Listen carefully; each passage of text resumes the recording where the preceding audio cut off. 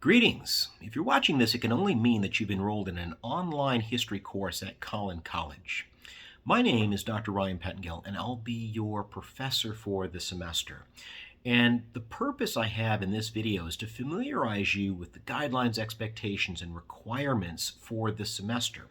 Now, for the most part, what I'm going to be doing here with you is going through the syllabus. So if you haven't had a chance to peek at that yet, what I'd like you to do is to put me on pause. I won't go anywhere, right? Put me on pause and go into Canvas.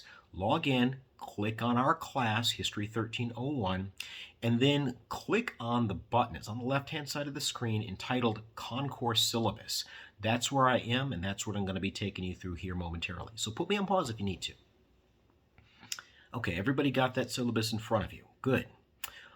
This is History 1301, which is the first half of the U.S. History Survey. I can't be really super specific in terms of where our class is going to begin. All I'll say as far as that goes is it's going to begin before 1492, in a time period before Europeans started coming to the Western Hemisphere. And of course, what I'm driving at here is we're going to be examining indigenous American societies that existed long, long before Europeans started showing up, okay? A very vital part of American history. Now, I can be a lot more specific in terms of where our class is going to end. It will end in 1877. And that date might seem a little bit fuzzy to you right now, but believe me, before the class ends, you're going to realize why that is such an important consequential date. And by the way, I'm not much of a dates guy, but 1877 really is an exception. And for those of you that stay with me, you'll see what I'm talking about. Now, as far as what we're going to be talking about in this class, it's really going to run the gamut. Of course, we're going to hit upon all of our usual suspects. We're going to talk about George Washington, both from a military perspective as well as a political perspective. And of course, you can't have History 1301 and not talk about Abraham Lincoln. But we're also going to talk about people who don't always make their way into history textbooks. And I'm talking about people like Anne Hutchinson, who is going to go to develop, and this is a long time before the United States is the U.S. that you and I think of it as. This is the colonial society that existed before the Revolution. And Anne Hutchinson is going to develop the notion that you and I think of as equality. And she's going to get in trouble for basically conducting Bible study. And when the governor of the colony says you need to stop this, she says, my soul is equal to your soul, is equal to her soul, to his soul. And it begins to kind of evolve into what you and I think of as the institution of equality. Very, very important concept in American history. We'll also talk about people like Frederick Douglass, one-time slave who would go on to become arguably the most important person within the movement to abolish the institution of slavery. So as you can see, we're going to talk about a lot of different concepts as well as a lot of different people, and I hope that this makes for an enjoyable experience for you. But back to the basics, because in a class like this, communication is going to be absolutely essential. And the best, most effective, quickest way to get a hold of me is through email. Now, if you're still looking at the syllabus, on that first page is my contact information, and you can see my email address. If you get me a message Monday through Thursday before 3 p.m., there's a good chance that I respond on the same day. If it's after 3 or if it's on the weekend, it's going to be a little bit slower, but I pride myself on getting back to people in a timely fashion, so send me the email. You'll also note that I have a phone number listed. That number goes directly into my office, which is located on the Wiley campus. And if I don't answer, go ahead and leave me a voicemail. And if you do leave me a voicemail, please let me know that you're a 1301 student. Give me your name. That speeds things up for me. And don't be surprised if I email you back. I will return your call, but it might not necessarily be with a phone call. Anyway, lastly, you can come to my office if you happen to be in the neighborhood, okay? Now, the office hours that you see listed there on the syllabus, if those aren't working for you, if you work, if you have parental responsibilities at that point, just let me know what might work for you, what time frame you do have to work with, and I'll try my best to accommodate your schedule, okay? Now, the next thing that we need to talk about would be the materials that you need to complete this course. Now, there's some good news and there's some better news. On the one hand, there's really only one book that you have to actually go out and buy. If you don't want to buy two out of the three, this is actually good news. The book that you need right now, today, this instant, you actually have, which is the better news. That book is by the guy we were talking about just a minute ago, Frederick Douglass, and it's entitled My Bondage and My Freedom. Now, if you don't want to pay a dime for this, you don't have to. Look on the left-hand side of Canvas, and right underneath the Concourse Syllabus button is a button entitled Modules. Click it, okay? Click it and scroll near the bottom, not all the way down, but down near the bottom. Near the bottom is a module entitled Online Text, and you'll note that if you click Online Text, the first thing that pops up at you is Frederick Douglass's book, My Bondage and My Freedom. Yours to read for free, as long as you don't mind reading it on a computer, tablet, phone, whatever it is that you're carrying around these days, okay? Not much of a savings, but every little bit counts. Now, the next book that's probably the most important book would be a book entitled Sources for America's History. Now, you need that one, and you need it pretty quick, and I can't give you that one, okay? The good news is it's relatively cheap. Collins Bookstore is selling it. You want volume 1 because this is History 1301, so the first edition of it, or the first volume of it. Now, you can buy it there, but you can also buy it in a multitude of online formats, okay? It does come in an ebook if you prefer that. That's sometimes cheaper, and I believe you can rent it online as well. So you need a copy of Sources for America's History. You're going to want to grab one of those as quickly as you can.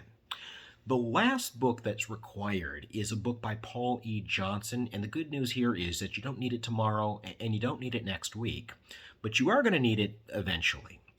I've also uploaded this in Canvas. It's right underneath Frederick Douglass, or chunks of it are. Anyway, you have access to it, but if you're old-fashioned, and I'm old-fashioned, maybe that's why I ended up teaching history, but in any case, if you're old-fashioned like me, you're going to want to get that sooner rather than later. I'm not going to say that you're going to need to, go scrape together however much it costs right now. You got a little bit of wiggle room, but you're not going to want to procrastinate forever, okay? Those are the only supplies that you need. You don't need anything else to complete this course. Now, some of the syllabus I'm going to leave up to you to kind of familiarize yourself when you have an opportunity. I would highly recommend that you at least read through the course policies of the syllabus, and on there you'll note that things like late quizzes and late discussion forums are not accepted. I do have a protocol for accepting a late paper, and I'll explain what all of this means later on when we get to the required forms of evaluation, okay? Now, speaking of our method of evaluation, there's really 5 parts to this class, 5 things that you need to do. And if you do them, if you put some effort into them, this class should not be difficult to navigate. I really mean that, because your goal, as it is right now, as a student, should be an A, right? Everyone's capable of walking away from this class with an A. The easiest, best, most effective, most, essentially fundamental way that you can rack up a bunch of points is by participating in the course conversation, right? How do you participate? You do this through your weekly discussion forums. Every week, you're going to have at least one discussion forum to complete. And they're generally all going to be due on Friday at 11:59 p.m. Now, what this is going to entail is an open-ended question in Canvas that's going to either ask you to look at a chapter of Sources for America's History, that's why that book was so important, or it's going to link to a website, or it's going to have some sort of other historical artifact attached to it, and it's going to ask you to analyze it.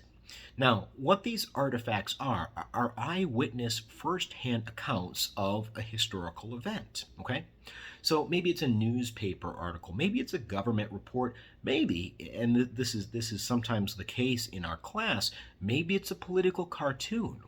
Well, what these eyewitness accounts are what historians use to write history. It's not as if there's some scroll in a cave somewhere that says this happened and this happened and this happened. No, what historians do is they take these first-hand account artifacts and they cobble them together to tell a story. And generally, that's what we're going to be doing in this class. Now, as long as you're completing those discussion forums and you're doing so on time, and it's obvious to me that you're putting some time and effort into them, you're not going to have a hard time racking up a bunch of points for this element of the class. In any case, the second easiest thing that you can do when it comes to racking up a bunch of points would be the quizzes. Now, the quizzes are essentially open book, open note, all right?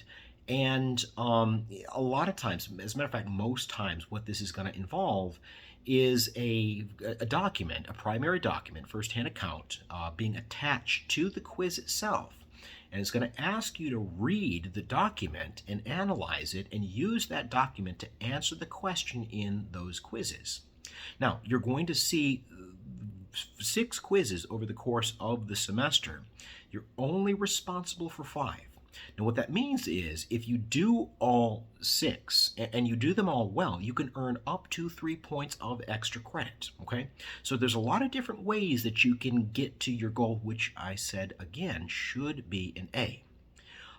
Because these quizzes are relatively easy to complete, once the due date passes, there's no opportunity to make them back up. They just turn into a 0. And the same thing is true for the participation element of the grade of the class, okay? Now, I'm not going to lie or sugarcoat this. The lifting is going to become progressively heavier. You're going to see 2 papers over the course of the semester. And both of these papers are going to be based on those readings I was introducing you to a minute ago, Frederick Douglass and Sam Patch, all right? These papers are going to consist of 2 to 3 pages, double-spaced, 12-point font, normal 1-inch margins, and they're going to ask you to kind of use those readings and other elements of our class to kind of answer this open-ended question, okay? Each of those papers are worth 10 percentage points of your cumulative grade for a grand total of 20 percentage points. Now, there is one midterm exam and there is one final exam. Each of these exams are a combination of multiple choice questions, short written response questions, and one long open-ended essay question. Each exam is worth 25% of your cumulative grade. So the class itself is only based on 100 points. It's a straight 100-point scale. And if you scroll down to the heading where it says grading system, you'll see what the cutoffs are for the various grades associated with this class. Now let me say this. When and wherever I have a chance to round up in the advantage of the student, in the benefit of the student, I generally do that, okay? But please don't come to me with an 84 and say, you know, I'm only 6 points away from an A, and please, please, please, because 6 points might not sound like a lot, but that's over a half-letter grade, okay? If I've got somebody at an 89.5967142, of course I round up, especially if that person has tried hard throughout the course of the semester. But I do not want people operating here with the assumption of close enough is good enough, okay? Now, this next section is incredibly, incredibly important, so pay attention. The course calendar is really going to become your Bible in this class for the rest of the semester.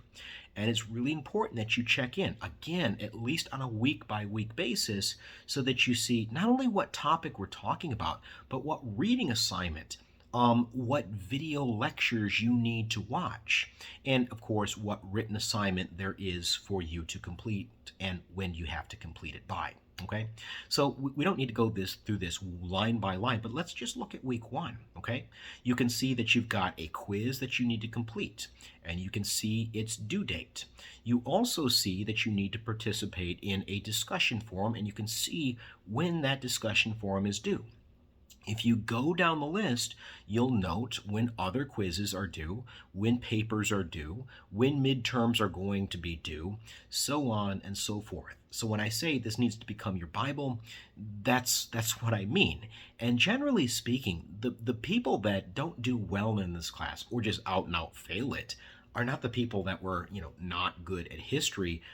These are people that just didn't keep an eye on the due dates and suffered as a consequence. Okay, so much of the other aspects of the syllabus, institutional policies, scholastic dishonesty, I'm going to ask you to read and familiarize yourself with when you have an opportunity. But for all intents and purposes, that's all I have for you right now. There are a few other videos, one entitled How to Be Successful in This Course, as well as a video that will help you to navigate the Canvas system that are also available there on our homepage. But for the time being, it's nice getting to know all of you. I'm looking forward to working with all of you. If you have any questions, you know how to get a hold of me. I'm looking forward to a very productive semester with you.